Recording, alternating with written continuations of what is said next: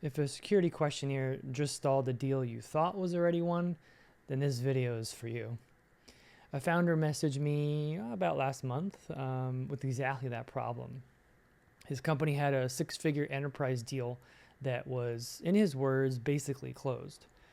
Verbal agreement from the vice president, legal reviewing the contract, then procurement sent over a security questionnaire.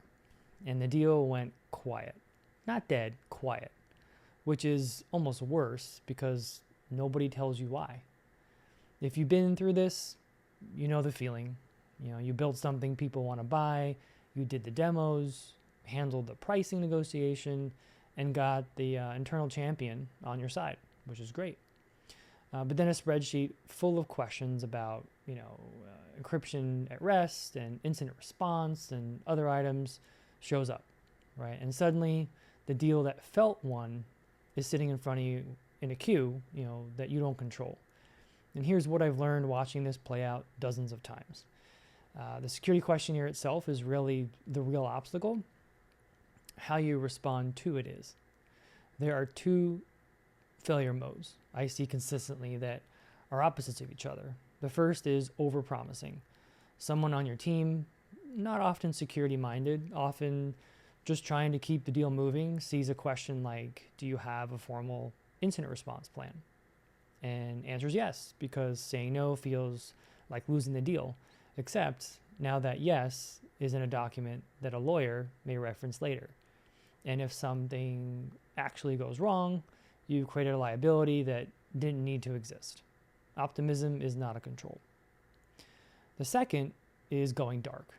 The questionnaire lands, nobody on the team feels equipped to answer it, so it just sits in someone's inbox for 2 weeks while everyone hopes it resolves itself. It doesn't. Silence reads as either incompetence or evasion to a security reviewer, and either is worse than an honest gap. Both of these come from the same place, treating the questionnaire as a test you either pass or fail instead of what it actually is, a conversation about risk that you allowed to participate in. Here's something worth knowing before you respond to anything. The person reading your answers usually isn't trying to find a reason to kill the deal. They're trying to build a defensible file. Somewhere in their organization, someone will eventually ask, why did we approve this vendor?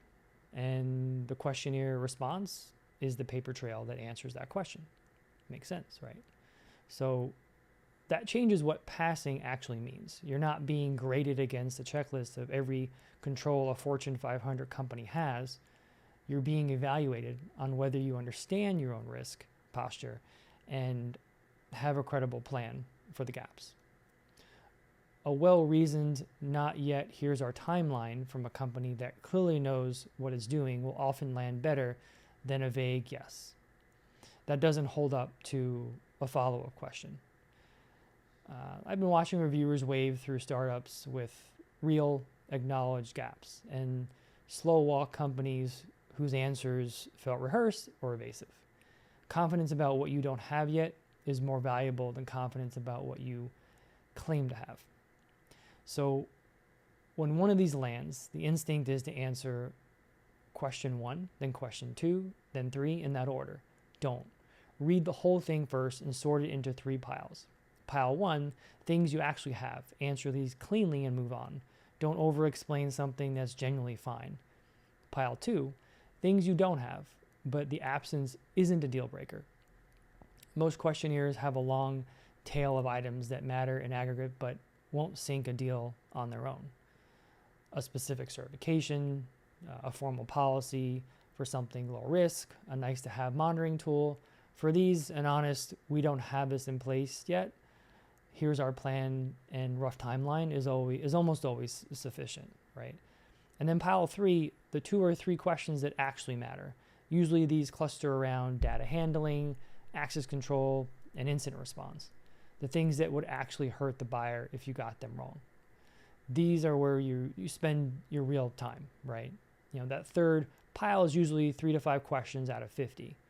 Everything else is faster to handle than it feels in the moment of first opening the document. So for Any real gap, resist the urge to write a one-line answer and move on. A short, specific plan does more work than a vague reassurance.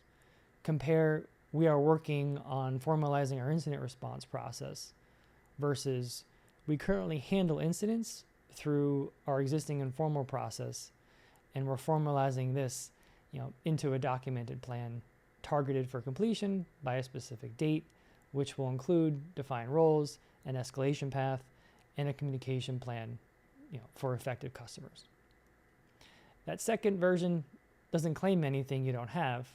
It just proves you actually thought about it, which is usually what the reviewer is trying to determine in the first place. One more mistake I see, one person, usually the founder, or the most technical person on the team, trying to answer the entire questionnaire alone at midnight because it feels faster than pulling other people in. It's rarely faster. Questions about HR practices, physical security, or vendor management often need input, right, from someone who isn't the person answering the engineering questions. About 15 minutes spent assigning sections to the right people usually saves hours of rework later.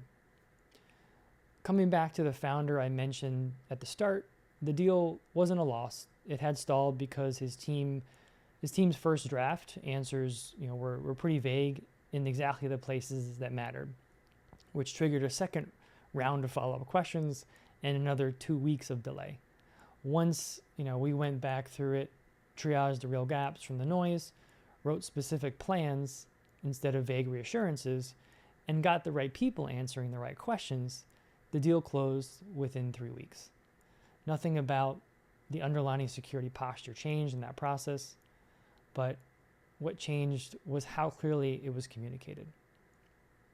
So if you're staring at a questionnaire right now and it just feels like it's blocking a deal you haven't already won, it probably isn't. It's asking you to show your work. Do that clearly, honestly, and with a real plan for the gaps. And most of these move a lot faster than they feel like they will on day one. So if you want a full playbook of working through security questionnaires end to end, how to triage a full document, language for common gap answers, and what to do when a reviewer pushes back, it's linked below. Talk to you later.